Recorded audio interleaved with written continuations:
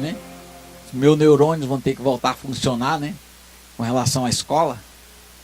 Então eu vou ter que estudar visando a alcançar o objetivo desse curso.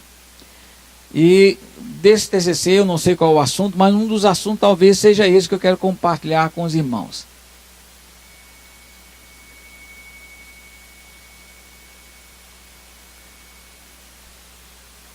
Teve alguém que não foi convidado para o culto, né? Estiado, né? Quem matou Jesus? Quem matou Jesus?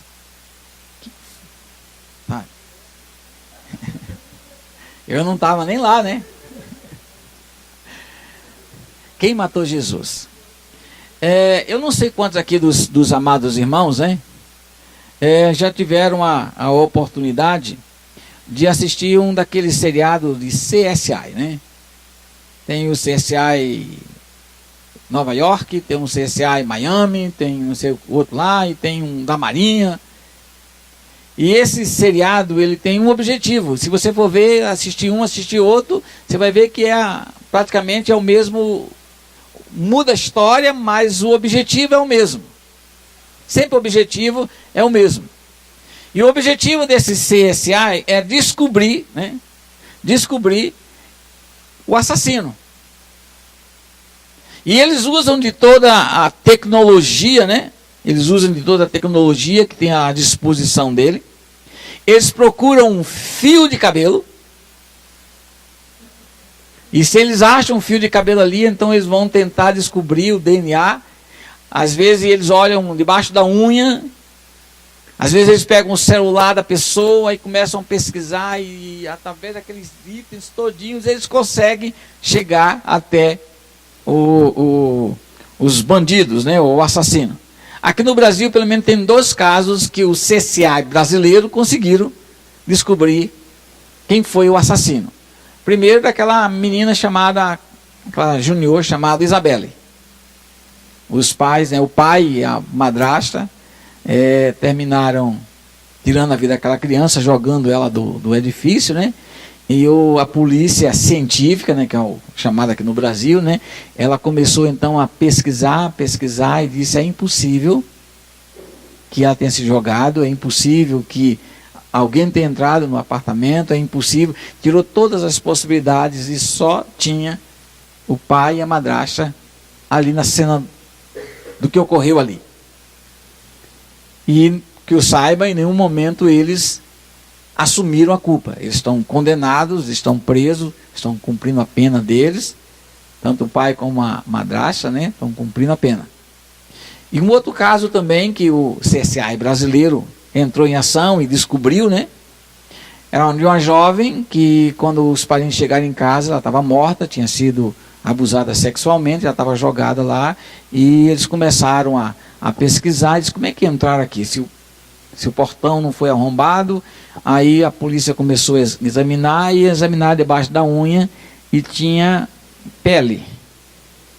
E tiraram aquele negócio debaixo da unha e fizeram o DNA do cunhado, e foi o cunhado.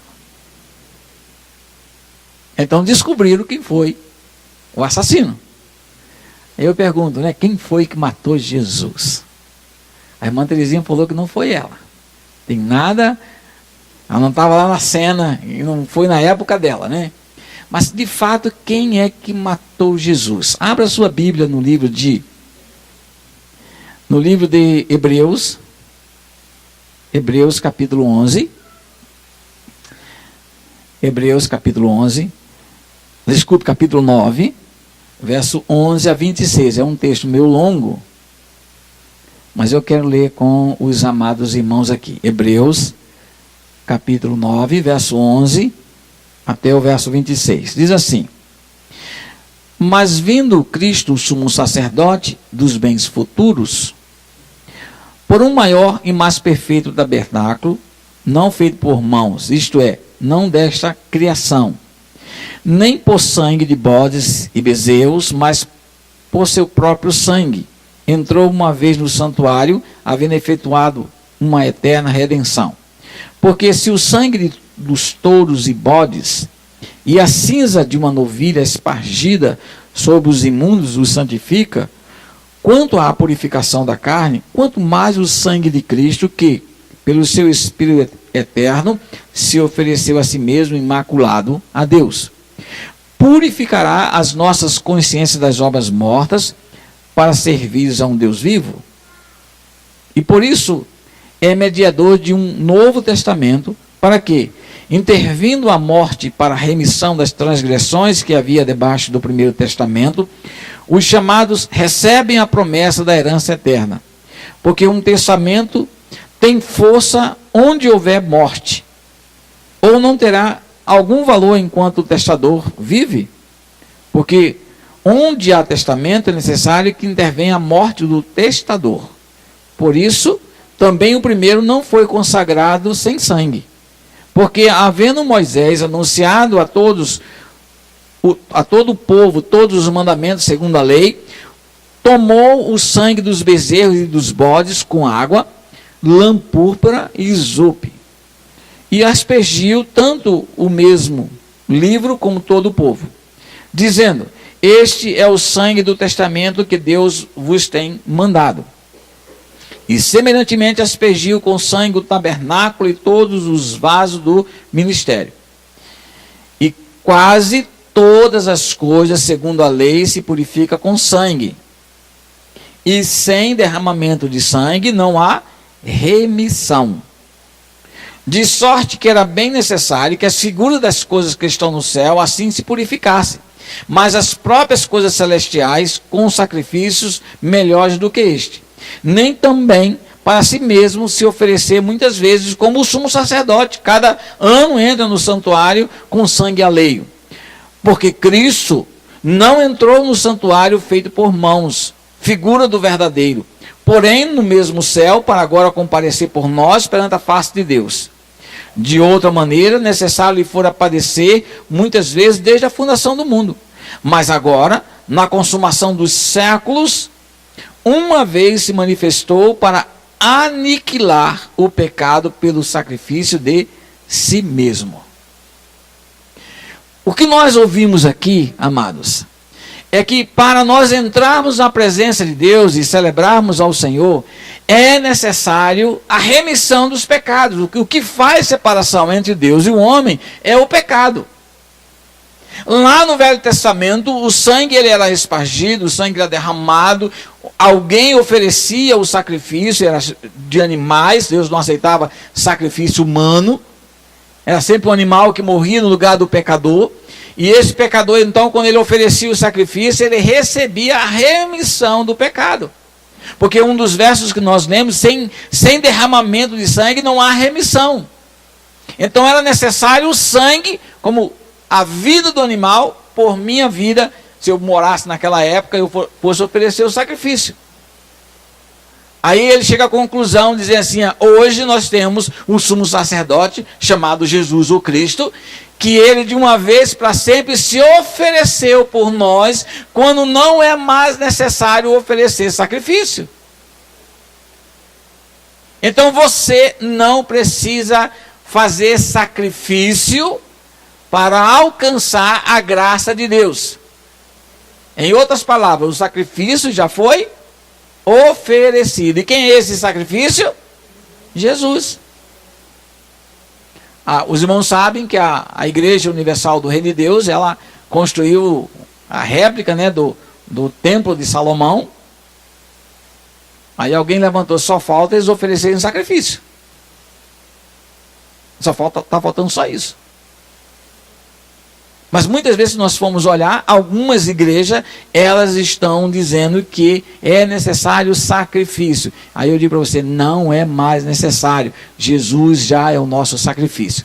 Agora, o nosso sacrifício foi realizado aonde? Com a morte de Jesus. Aí surge a nossa pergunta inicial: quem matou a Jesus? E hoje nós vamos dar uma de CSI. Nós vamos fazer uma pesquisa dentro da Bíblia para descobrir quem que matou realmente Jesus. Quem é o culpado. Para a gente chegar e crucificar ele. Quem é que matou o Filho de Deus? Mas eu quero dizer para você que era necessário o Filho de Deus morrer. Amém? Em primeiro lugar, será que foi o Império Romano? O Império Romano teve participação na morte de Jesus? O que os irmãos acham? Sim ou não? Estão em dúvida. Maneli, que a irmã sabe tanta coisa da Bíblia, né? O Império Romano foi culpado da morte de Jesus? Sim ou não? Ela teve participação, né? Ela teve participação. Então é importante entender esse aspecto. Ele teve participação. Se ele teve participação, ele é culpado. Abra a sua Bíblia no livro de Lucas, capítulo 18, verso 38 e 39. Nós vamos entender por que o Império Romano teve a sua participação na crucificação de Jesus. O CSI está funcionando, né?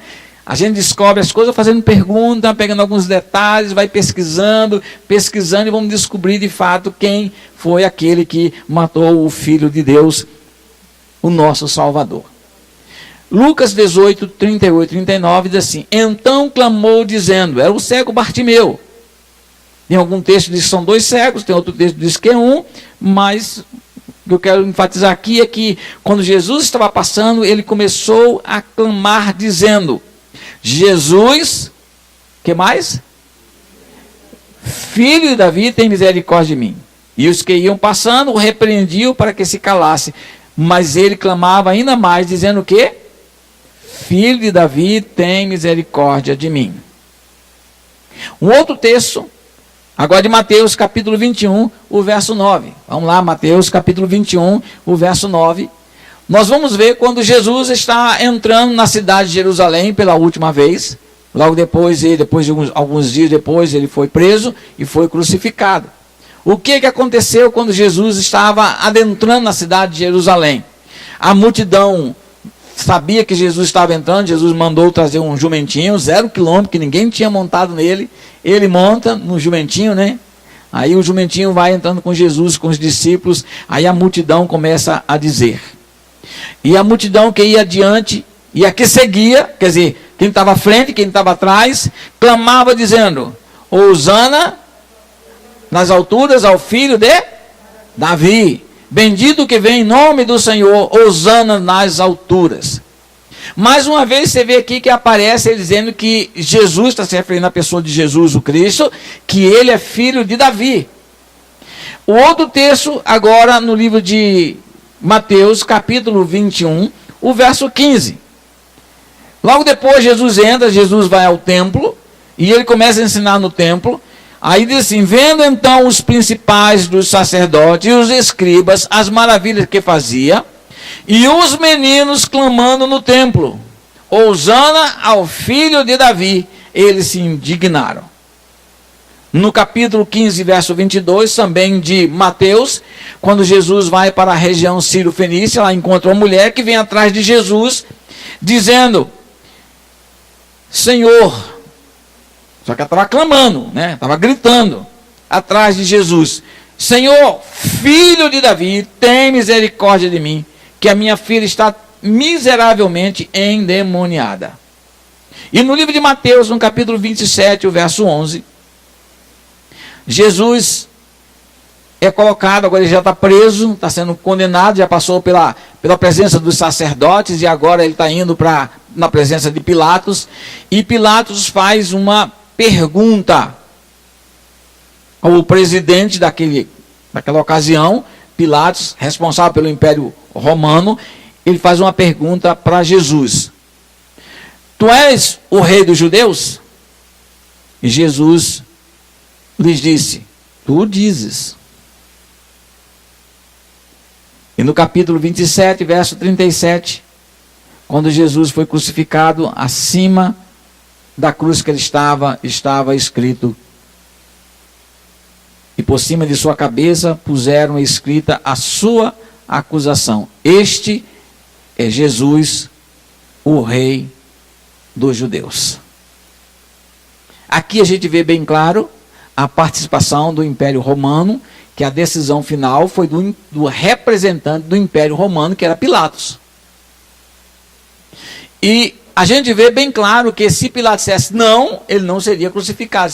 Como ele lavou as mãos, assim, faça o que vocês quiserem, então Jesus então foi condenado à morte e o Império Romano teve a sua participação. Agora, por que o Império Romano teve a sua participação? O que significava quando chamaram Jesus de filho de Davi?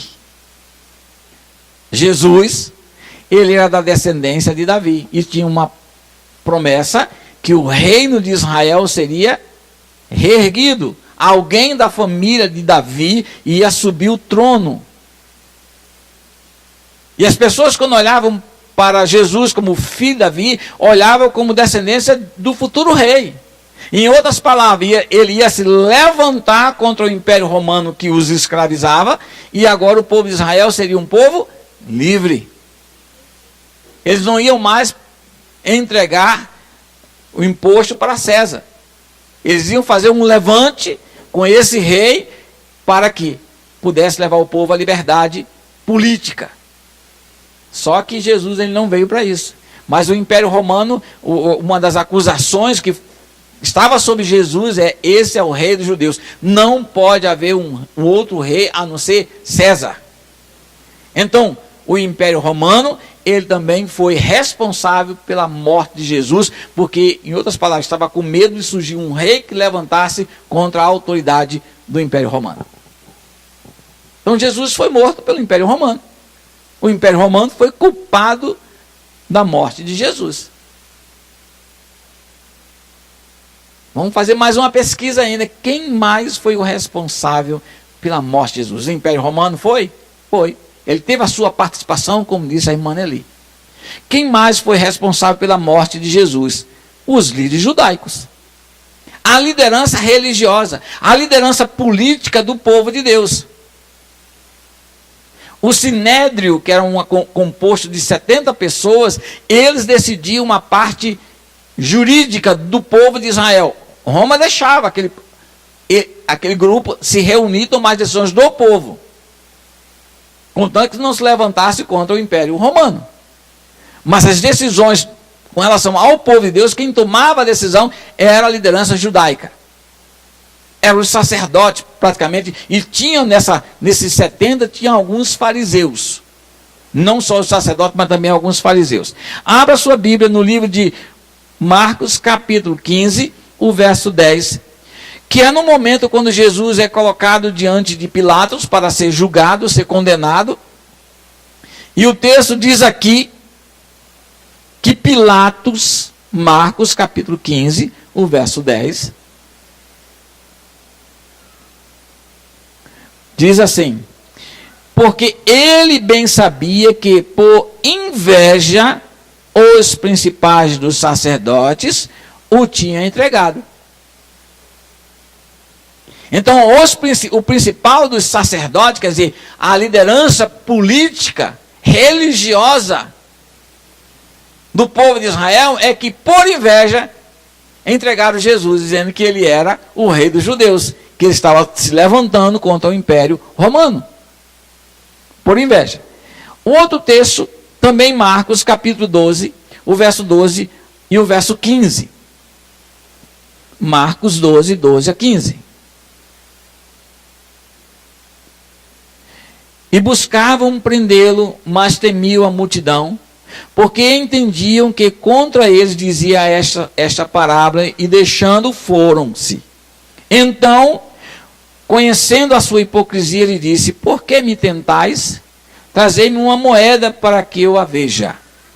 Os fariseus, eles vão até a presença de Jesus e começam então a levantar algumas questões da lei judaica, tentando pegar Jesus em algumas deslizes. E eles pegam uma moeda e dizem assim: ó, essa moeda é lícito, né? Entregar o tributo. É lícito entregar tributo a César? Aí Jesus pergunta: me dê a moeda. De quem é essa moeda? Ele falou assim: de César. Ele falou assim: dê a César o que é de César e a Deus o que é de Deus. Porque se ele dissesse que não era, ele dizia: você é um traidor. Império Romano, mate.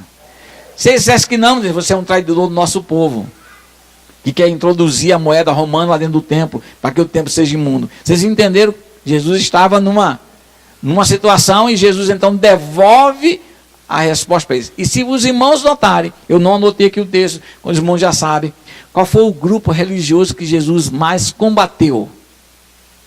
Os fariseus, que era a liderança religiosa daquela época. João 8, o verso 2 ao verso 6, é o caso da mulher que foi pega no adultério. Diz assim: e pela manhã cedo, tornou para o templo, e todo o povo vinha ter com ele, e assentando-os ensinava.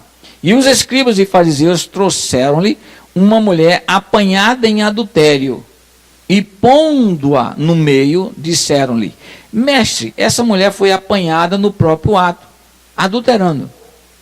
E na lei nos mandou Moisés que as tais sejam apedrejadas. Tu, pois, que dizes? Aí escute o que diz o verso 6. Isso diziam eles, tentando para que tivessem que o acusar. Mas Jesus, inclinando, escrevia com o dedo na terra. A lei mosaica dizia bem claro, quando um casal fosse pego no ato, os dois deveriam ser apedrejados. O irmão sabe, já leram, a gente já falou sobre esse texto, já pesquisou. Ele trouxeram só a mulher. Cadê o homem? Eles poderiam dizer: você não prega tanto amor, por que você está mandando apedrejar a mulher? Que negócio é esse, Jesus? Aí Jesus então fica calado, e como eles insistiram, Jesus falou assim: quem não tem pecado, atire a primeira pedra. Então a liderança judaica, Jesus teve atrito com eles. Veja mais adiante Mateus capítulo 12, verso 1 a 14. Veja a dificuldade de Jesus com os escribas e os fariseus. Mateus capítulo 12, verso 1 a 14, eu vou lendo porque a hora está passando. Naquele tempo, passou Jesus pelas searas em um sábado, e os seus discípulos, tendo fome, começaram a colher espigas e a comer. E os fariseus, vendo isso, disseram: eis que os teus discípulos fazem que não é lícito fazer num sábado. Ele, porém, lhe disse: não tendes lido que o que fez Davi quando teve fome e os que com eles estavam?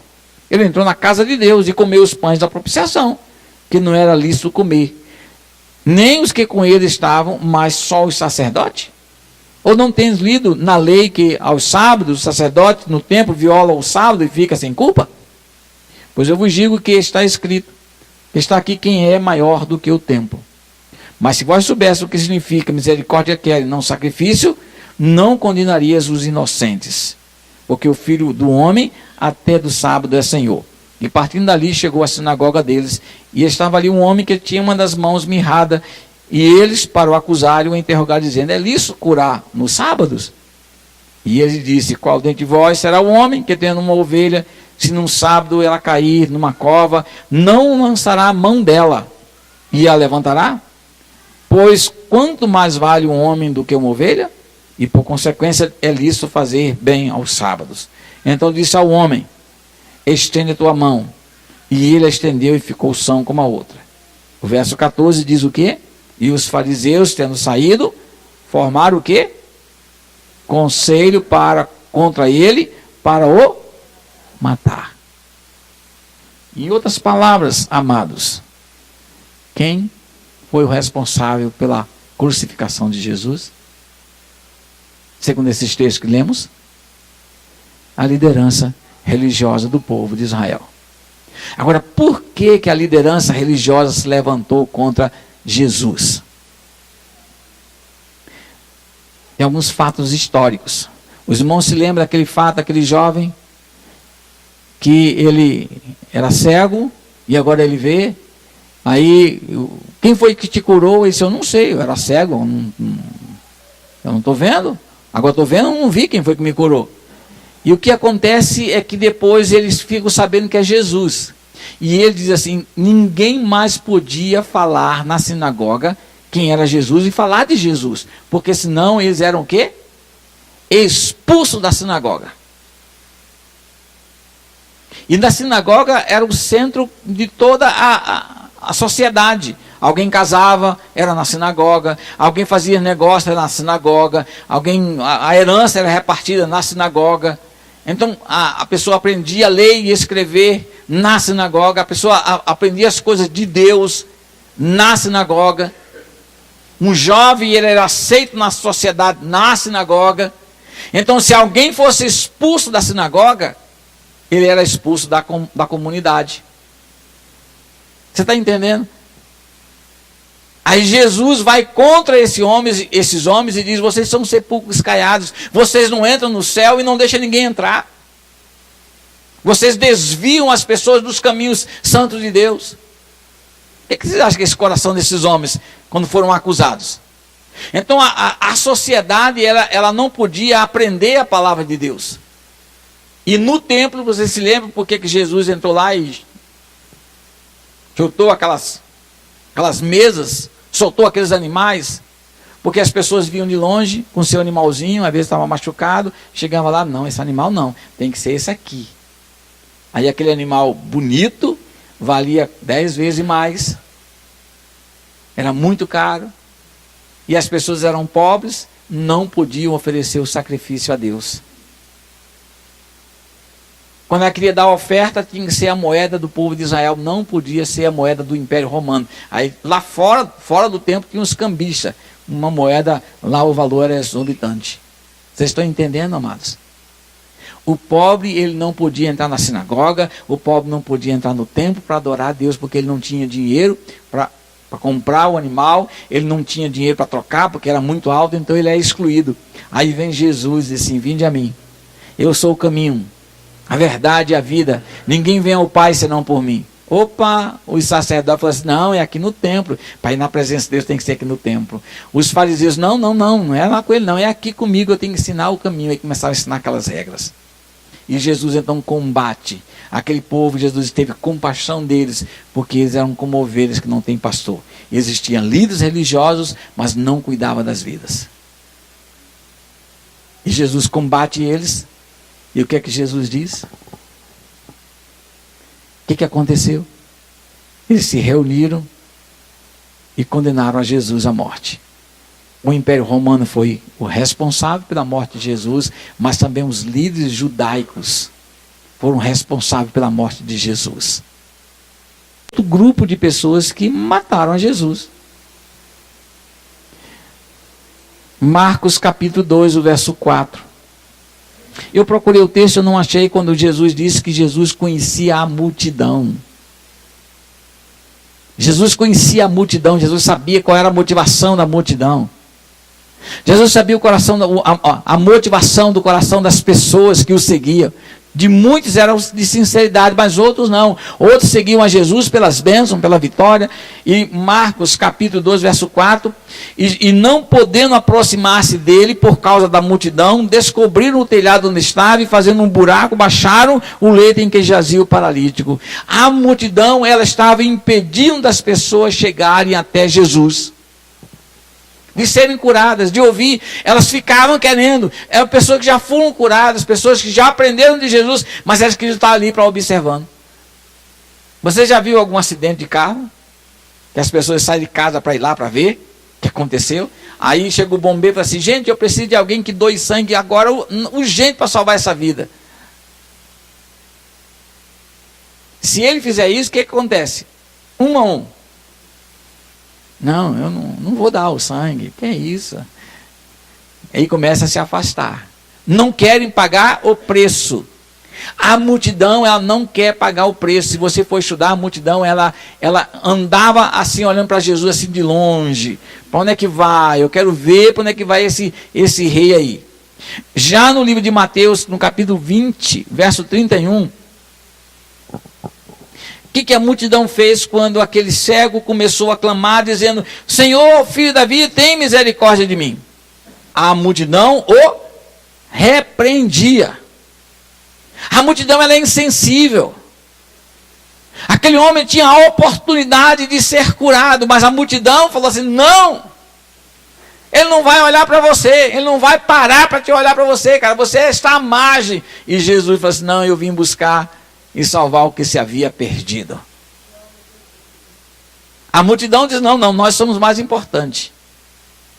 Querendo tocar em Jesus, querendo tirar o que Jesus podia dar para eles, mas A multidão, ela era insensível. E no livro de Mateus, capítulo 27, o verso 20, a gente vê aqui a multidão que é manipulada. Porque ela não tem cor, ela não tem desígnio. É por isso que nós somos uma igreja em célula e no discipulado 1 a 1. Para que a gente possa cuidar bem um dos outros. Que não seja só uma multidão de 4.000 pessoas.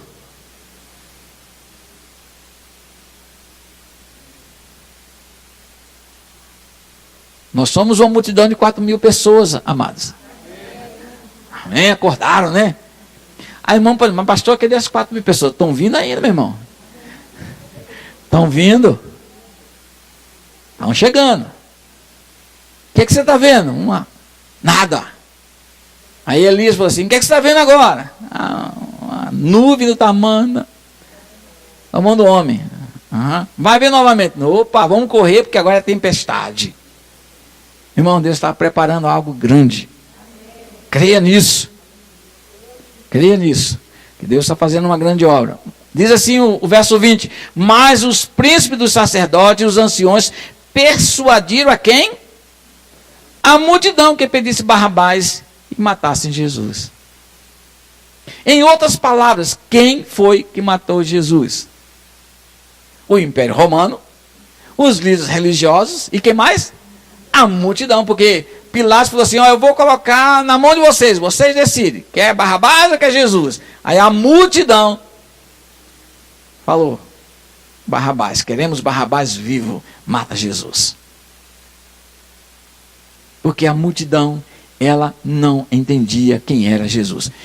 Se lembra quando Jesus perguntou para os discípulos, o que as pessoas dizem que eu sou? Aí eles disseram, um diz que é Elias, outro que é João Batista, ou algum dos profetas. Aí Jesus perguntou para os discípulos, e vocês, quem vocês dizem que eu sou? Qual foi a resposta dele, Rodrigo? Foi a resposta dele do Pedrão lá. Que Jesus era quem? Não, foi uma informação bem clara que ele falou. Alguém sabe? Tu és o Cristo, que tem a vida eterna, né? Mas Pedro foi bem claro, tu és o Cristo, o Filho do Deus vivo. A multidão não sabia quem era Jesus, porque não andava com Jesus, só usufruía das bênçãos ali e iam embora, mas ela não entendia quem era a pessoa daquele homem, aquele profeta, aquele milagreiro, aquele que ensinava.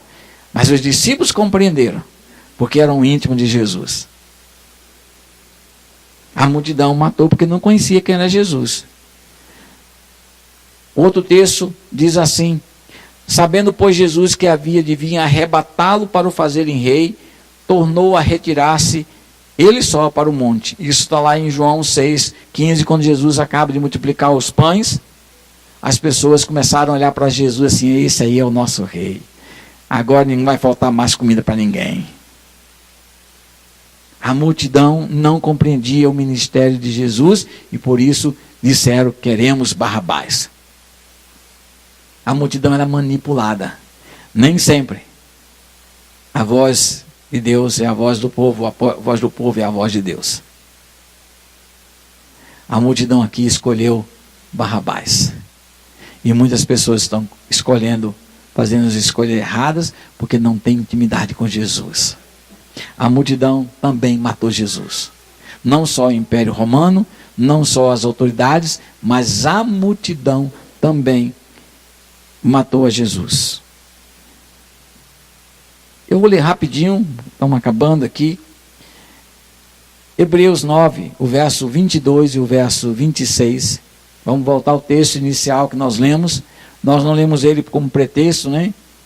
Mas lemos como parte daquilo que Deus tem para nós. Hebreus capítulo 9, o verso 22, diz assim: e quase todas as coisas segundo a lei se purificam com sangue, e sem derramamento de sangue não há o quê? Remissão. E o verso 26, assim, de outra maneira, necessário lhe fora o quê? Padecer muitas vezes desde a fundação do mundo, mas agora, Agora, com Jesus, na consumação dos séculos, uma vez se manifestou para fazer o quê? Aniquilar o pecado pelo sacrifício de si mesmo. Note bem claro, quando João Batista viu a Jesus, depois dele batizar Jesus, ele faz uma referência à pessoa de Jesus. O que ele diz que Jesus é? João 1, 29. Eis o Cordeiro de Deus que tira o pecado do mundo. Se no Velho Testamento o Cordeiro tinha que morrer, Jesus tinha que morrer. Jesus diz assim: eu vim fazer a vontade do Pai. E no momento que antecedeu a sua crucificação, ele diz: Pai, se for possível, passa de mim esse cálice. E mais no momento da crucificação que ele está lá, ele diz: Deus meu, por que me desamparaste? Em outras palavras, quem matou a Jesus foi Deus. Deus. Ele permitiu. Ele teve a participação. Que isso, pastor? Foi uma heresia? Olha, se Jesus veio fazer a vontade do Pai, e sem derramamento de sangue não é a remissão de pecados, e Jesus é o Cordeiro de Deus que tira o nosso pecado, ele morreu conforme a vontade de Deus. Está bem claro. Que se Jesus não morresse, amados, nós não estaríamos hoje aqui. Se ele não ressuscitasse, nós não estaríamos hoje aqui. Porque não terminou na morte. A vitória de Jesus está na ressurreição dele. Se nós olharmos desse lado, nós vemos bem claro que houve uma participação de todos. Mas em último lugar, para terminar, que a hora está passando, nós somos os responsáveis, de fato e direito, pela morte de Jesus. O Império Romano teve a sua participação, os líderes, a multidão. Deus falou assim: o caminho é esse. Deus então se afasta do seu filho, porque não tinha outro caminho. Somos nós os responsáveis. Isaías capítulo 53, o verso 7 ao verso 8.